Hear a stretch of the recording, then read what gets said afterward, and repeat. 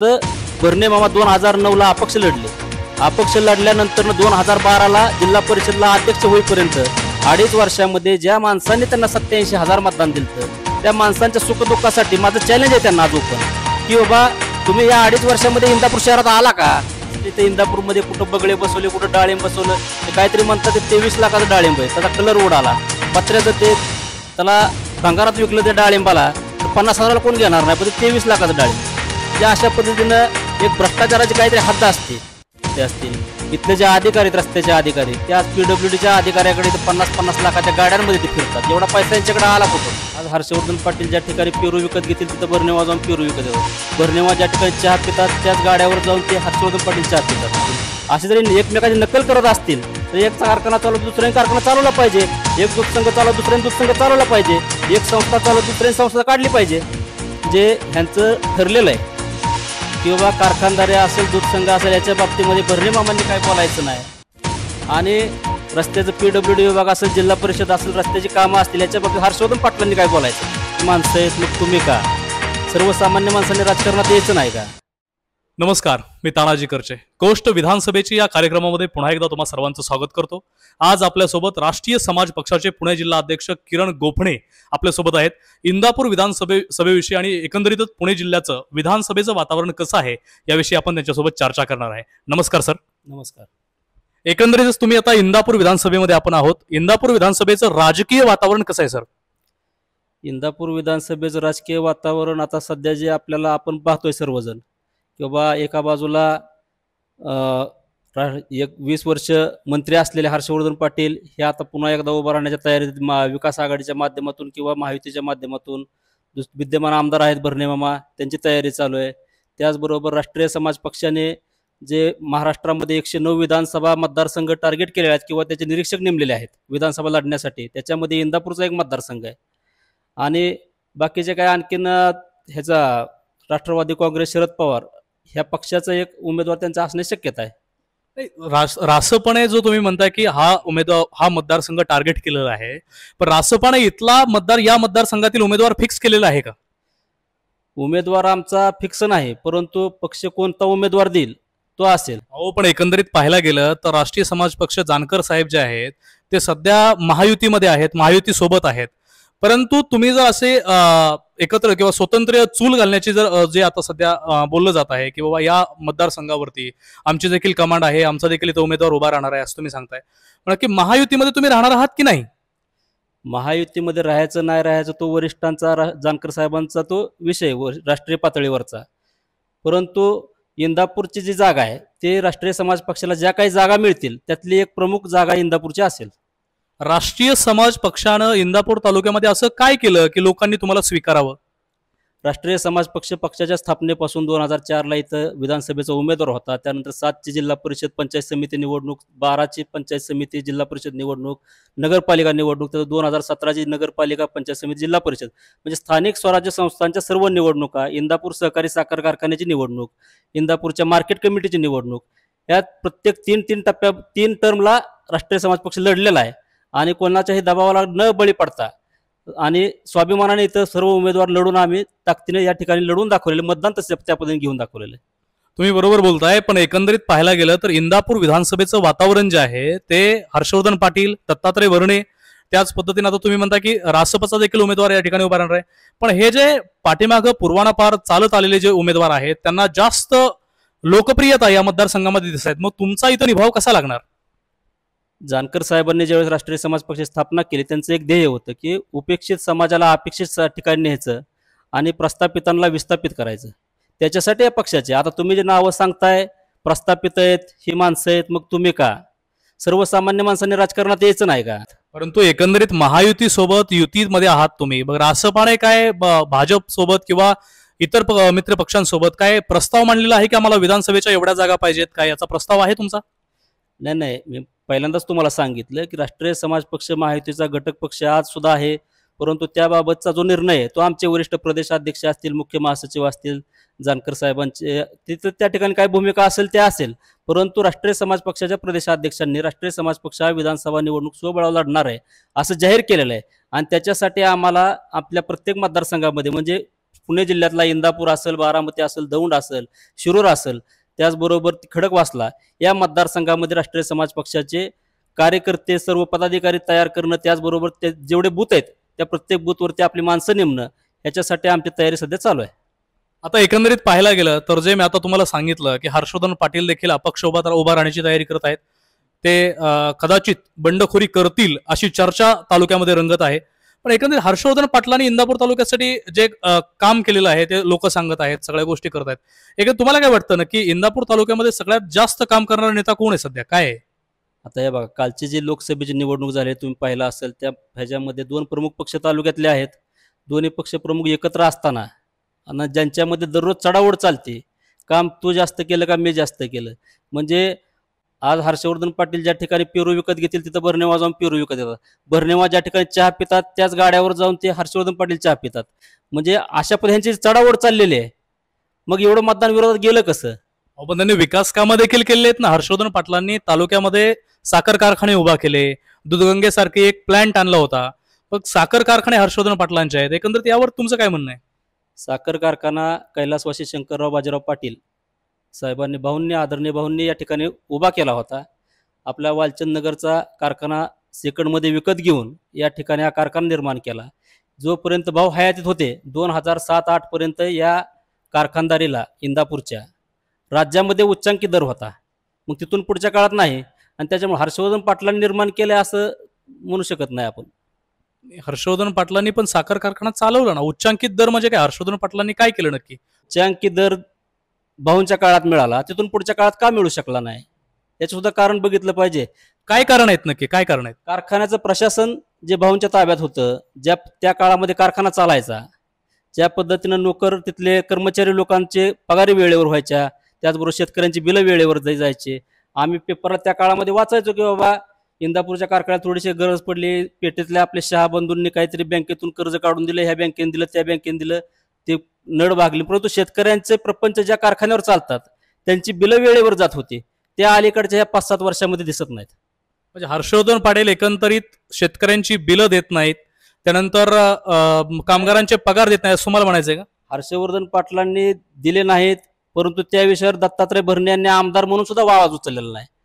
म्हणजे ह्यांचं ठरलेलं आहे की बाबा कारखानदारी असेल, दूध संघ असेल, याच्या बाबतीमध्ये भरणे मामांनी काय बोलायचं नाही, आणि रस्त्याचं PWD विभाग असेल, जिल्हा परिषद असेल, रस्त्याची कामं असतील, याच्या बाबतीत हर्षवर्धन पाटलांनी काय बोलायचं नाही. म्हणजे एकंदरीत जे प्रस्थापित आहेत इंदापूर तालुक्यातले आमदार माजी आजी, त्यांनी कामं वाटून घेतलेत असं तुम्हाला म्हणायचंय? 100% तसं दिसतंय आज. म्हणजे कोणी कोणाला विरोध करायचा नाही, ज्याच्या त्याच्या कार्यक्षेत्रामध्ये ज्याने त्यांनी वावरायचं, कोणी कोणाला विरोध करायचा नाही, अशीच परिस्थिती सध्या तरी दिसते या 15-20 वर्षामध्ये पूर्ण. मग एकंदरीत आता जो साखर कारखाना बघताय तो काय कर्जबाजारी आहे की काय, नक्की काय स्थिती काय आहे साखर कारखान्याची?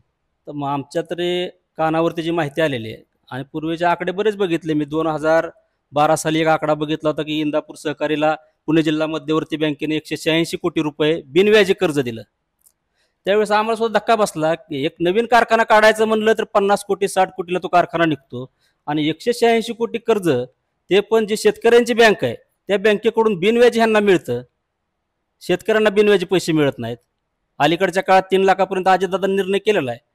म्हणजे अशा स्वरूपाचं त्या ठिकाणी इतके पैसे लागतात कशाला, याचा सुद्धा कुठेतरी सर्वसामान्यांनी विचार केला पाहिजे. पण मास्टर तुम्ही व्यवस्थित देता बिलं, तिथून पुढची बिलं काय करता, म्हणजे लोकांमध्ये एक विश्वास निर्माण करायचा की आता आपला कारखाना व्यवस्थित बिल देतंय, 1-2 मास्टरला चांगली बिलं आली, व्यवस्थित बिलं आली आपल्याला, आता इथून पुढे ऊस द्यायला काय हरकत नाही.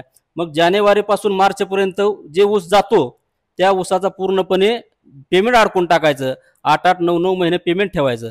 आपण गेल्या वेळेस बघितलं असेल काही लोकांचे, म्हणजे करमाळा तालुक्यातून सुद्धा चिकलठाणा असेल, कंदर भागातून बराचसा ऊस या कारखान्याला येतो.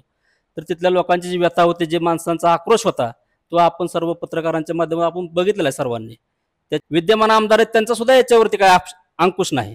दत्तात्रय भरणे हे विद्यमान आमदार आहेत, सहकार क्षेत्रातील किंवा शेतकऱ्यांच्या ऊसासाठी नवीन काहीतरी कारखाना उभा करावा. जर हर्षवर्धन पाटलांकडून या गोष्टी होत नाहीत असं तुम्हाला वाटत नाही का? त्यांनी देखील काम केलं पाहिजे, काय करायला पाहिजे ना. जर हे एकमेकाची नकल करत असतील, बाबा कोण बाबा चहा पित असेल, कोण पेरू घेत असेल, कोण मुलाला डोक्यावर केस लावले म्हणून आमदार जाऊन केस लावून घेत असतील, असे जरी एकमेकाची नकल करत असतील तर एक कारखाना चालवतो दुसऱ्याने कारखाना चालवला पाहिजे, एक दूध संघ चालवतो दुसऱ्याने दूध संघ चालवला पाहिजे, एक संस्था चालवतो दुसऱ्याने संस्था काढली पाहिजे.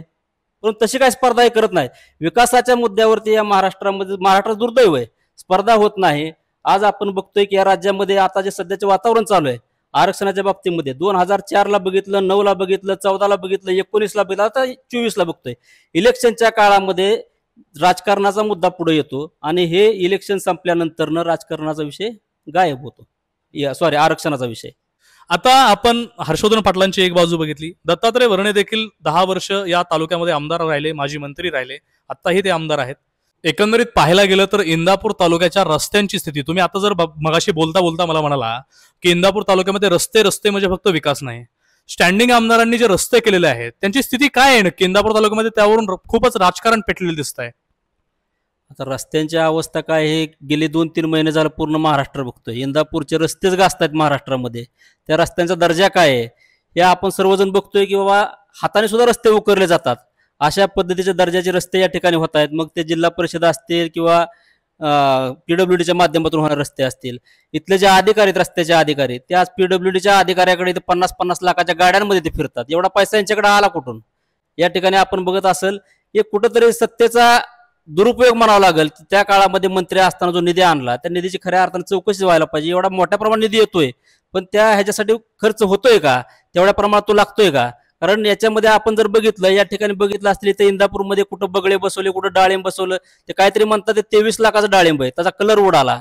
पत्र्याचं ते त्याला भंगारात विकलं त्या डाळिंबाला तर 50,000ला कोण घेणार नाही, पण ते 23 लाखाचं डाळिंब. म्हणजे अशा पद्धतीनं एक भ्रष्टाचाराची काहीतरी हद्द असते आणि ते पूर्णपणे ओलांडलेले असं आमचं म्हणणं आहे स्पष्टपणे.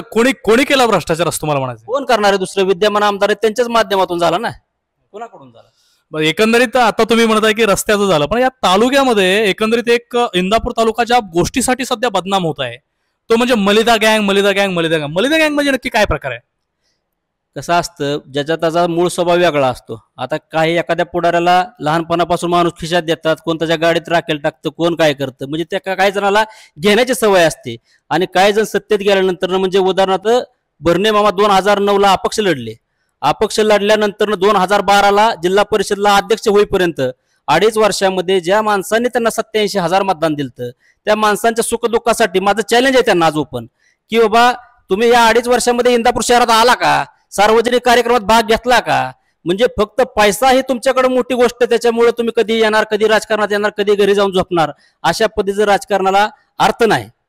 म्हणजे ते हर्षवर्धन पाटील असू द्या किंवा बर्नेवा असू द्या किंवा आता येणार तुतारीमधून आणखीन कोण प्रस्थापित असू द्या, यांना सर्वांनाच मला सांगायचंय.